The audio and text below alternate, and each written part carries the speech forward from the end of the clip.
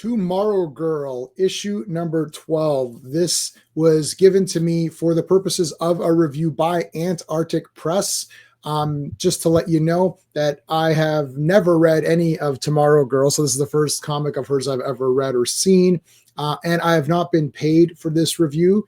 They have just given me a copy to do with as I please. Let's take a look at it. We're not going to go through the entire thing, but she meets Megaton Man, who I actually do know Megaton Man. So this is actually pretty neat. I wasn't expecting there to be Megaton Man in this one. So pretty fun. There's Tomorrow Girl, I'm assuming. I don't know much about her at all. I only know what I know from this comic and some alternate covers here. I like this picture a lot. Creator Don Simpson, basically first appearance Megaton Man number 1, 1984. Blah blah blah, some back history on Megaton Man, different origins and whatnot. So I'm going to give the storyline of this comic a 1. If I give anything a 0, that means it's garbage. If I give something a 2, that's fantastic, amazing. If I give it a 1, that means it was good. I like the storyline. It was very simple. Tomorrow Girl is called over here, and she sees Megaton Man in his alternate identity. He has been trapped by someone who is a pop singer named Connor Swift, which is pretty funny. Obviously referring to Taylor Swift, who I, don't really care about. But anyways, I don't know any of her songs, so I don't know. I like heavy metal music. So anyways, Tomorrow Girl and Megaton Man, now they are going to fight each other because that is a superhero trope. So I like the storyline. It's simple. There's a villain here who's this Connor Swift woman. Who has like this hypnotic powers. I can show you a little bit. He goes to visit her here. There she is there with a very, great outfit on. And she sings a song and she has Elvis's guitar, which has been enchanted. It's almost like, remember the Pick of Destiny? That was a great movie. So there's a twin sisters and one of them was jealous of the other. And now she's got this possessed guitar and she becomes not so is that how you say that, which is pretty funny. And then once they break the guitar open, this demon guy goes free.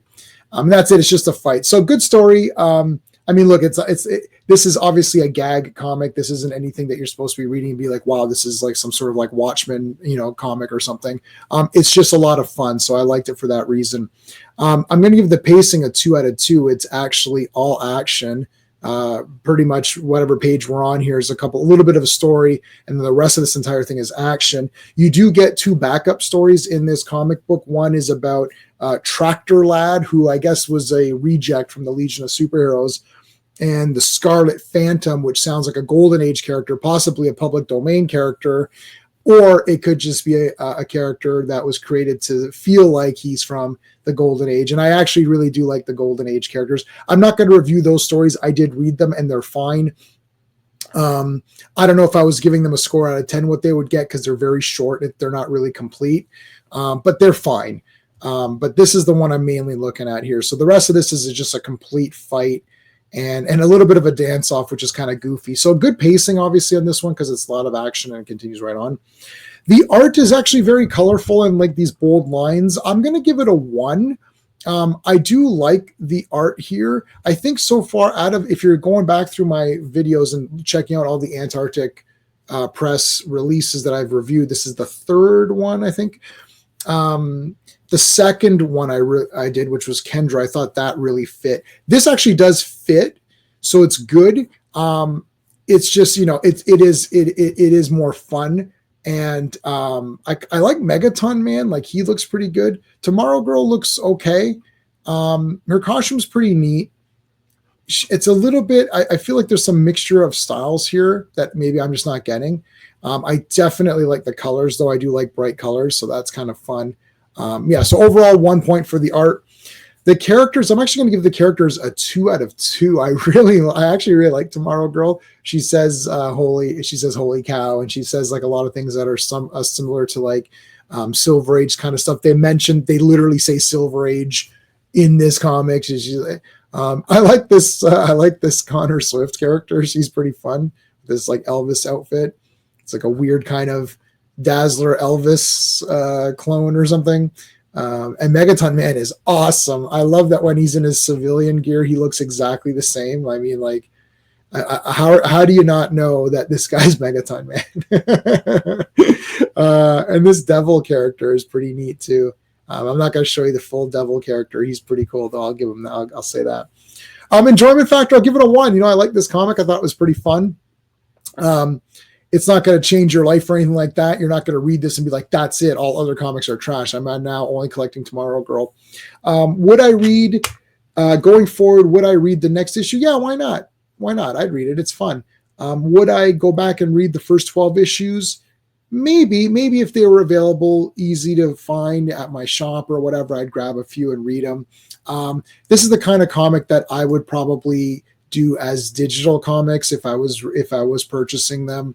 Kendra, I did like the comic, and I would get that as a physical book.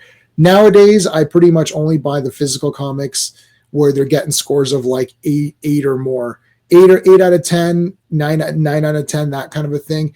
If I start to grade comics lower than that, I usually stop buying the actual physical comic. So this would about if I'm giving a comic like a 7 out of 10, that would be enough to say digital. I would get it on digital, but to actually buy the real comic, it needs to score higher than that, unless it's Superman, in which case I just buy anything Superman because Superman's my favorite. But not even Batman has that privilege. If it's anything lower, I wouldn't get it. But this would make my digital great, so I definitely would recommend checking it out. If you like this kind of fun comic, I showed you some of it. If you think it's neat, grab it. For me, it's a 7 out of 10, which means it's a pass. It was good. It was fun. I think that's all it's meant to be. So when you're just aiming, I think the creators here are just aiming for a fun comic to read, not anything that's going to be like, wow, mind-boggling or anything like that. But there you go, guys. 7 out of 10. I thought this one was pretty good. Check out some of my other comic book reviews. Got lots of good playlists on here as well.